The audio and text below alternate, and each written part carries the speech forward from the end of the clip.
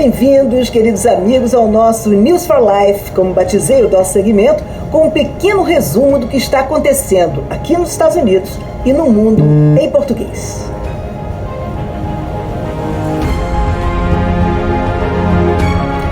Nós vamos começar falando sobre a polêmica da vacina ideal contra o Covid-19. A Rússia se ofereceu para ajudar os Estados Unidos com uma vacina contra o coronavírus, mas os Estados Unidos não aceitaram. Lembrando que a Rússia disse esta semana que desenvolveu uma vacina, mas os especialistas americanos estão céticos quanto à sua eficácia e ao nível de rigor científico em testá-la. Enquanto isso, o governo britânico garantiu 90 milhões de doses de duas vacinas ainda em testes clínicos. E se você acha que a imunidade natural da população vai nos proteger antes que uma vacina o faça, desista, hein?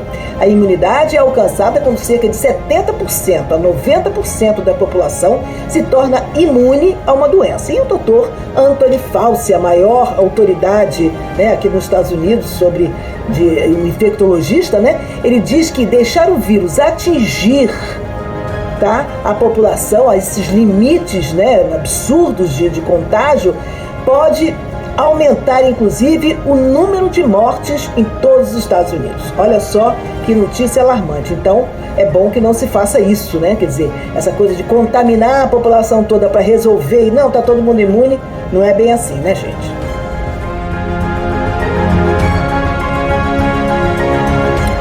Dinheiro na mão é vendaval, pelo menos no Congresso americano, que está enfrentando uma dura realidade. Depois de semanas de negociações infrutíferas, qualquer ação sobre um novo pacote de estímulo provavelmente terá que esperar até o início de setembro, no mínimo. Isso significa que não vai haver mais ajuda para pequenas empresas, nada, por pelo menos algumas semanas. E muitas pessoas ainda estão sofrendo ainda com os primeiros pedidos de seguro-desemprego, caindo para menos de 1 milhão pela primeira vez desde março.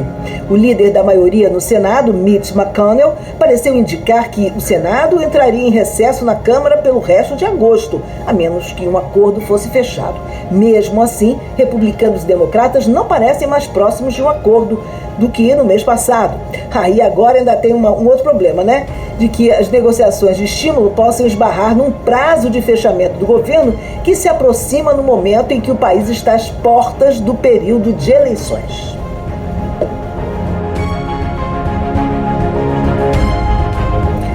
Mercado americano em baixa. As vendas no varejo dos Estados Unidos em julho aumentaram menos do que o esperado.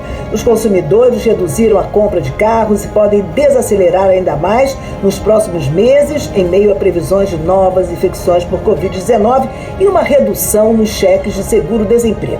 O Departamento de Comércio diz que as vendas no varejo têm se recuperado à medida em que as empresas estão voltando às suas atividades depois de terem sido fechadas em meados de março, num esforço para desacelerar a propagação do vírus.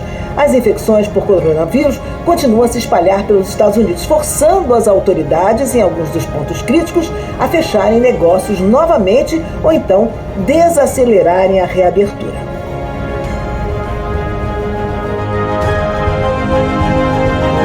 Um acordo de paz histórico foi entre Israel e os Emirados Árabes Unidos. Ambos concordaram em normalizar as relações em uma trégua histórica. Como parte do acordo de paz, Israel concordou em suspender os planos de anexação na Cisjordânia, um acordo que o primeiro-ministro israelense Benjamin Netanyahu disse ser apenas temporário. Os Emirados Árabes Unidos e Israel também planejam trocar embaixadas e embaixadores. Enquanto algumas potências mundiais, como Egito e Reino Unido, aplaudiram o acordo, dizendo que é um passo em direção à paz no Oriente Médio, o presidente da Autoridade Palestina, Mahmoud Abbas, considerou o acordo de paz uma traição a Jerusalém. Bem, num caso delicado como esse, com anos de conflitos violentos, fica realmente difícil agradar a todos, mesmo que seja algo em prol do bem comum de ambos os lados. E Josefine, hein? Não veio. Felizmente, né? Ainda bem que temos uma boa notícia em vez de falar da formação de um perigoso e sempre preocupante furacão, na verdade. É que um dia depois de se formar, a tempestade tropical Josefine viu seus ventos diminuírem na manhã dessa sexta-feira, enquanto continua a se mover pelas águas do Oceano Atlântico. Josefine chegou a ameaçar aportar aqui na Flórida. Ela estava localizada a 680 milhas ao norte das ilhas Leeward, de acordo com o Centro Nacional de Furacões em Miami. Josefine estava com vento de 40 milhas por hora até ontem à noite. Ela foi a 11ª tempestade registrada no Atlântico até agora. Cristóbal, Daniel, Eduardo, Faye, Gonzalo, Hannah e Isaías também foram as primeiras tempestades do Atlântico. Apenas Hannah e Isaías este ano se transformaram em furacões. Estamos quase terminando nosso resumo. E em meio a essa rodada de notícias, eu vou incluir de vez em quando uma postagem que tem achado interessante aqui na fanpage, como foi a daquele casal super elegante da foto. Quando eu os vi, achei que eles são a imagem da resistência contra essa afirmação de que o Covid-19 é o vírus que mata a população da terceira idade, como se fosse um estigma de quem já passou dos 60 anos. Claro que as pessoas mais velhas podem sim ser mais afetadas pela violência dos sintomas desse vírus, mas eu discordo de que seja uma verdade absoluta, viu? Muitos jovens também não resistiram aos efeitos devastadores do Covid. Até porque, segundo os especialistas, é o grau de imunidade de cada um de nós a grande arma para derrotar o coronavírus. Portanto, fica aqui a minha mensagem, a minha homenagem a esse casal chiquérrimo, exemplo de que é preciso estar atento e forte sem deixar a peteca cair.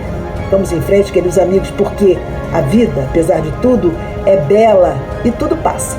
Muito obrigada pela audiência e segunda-feira eu volto com o nosso resumo de notícias. Um bom final de semana e se acontecer algo importante, estejam certos de que vou entrar aqui para dar a notícia, tá? Eu tô sempre de plantão.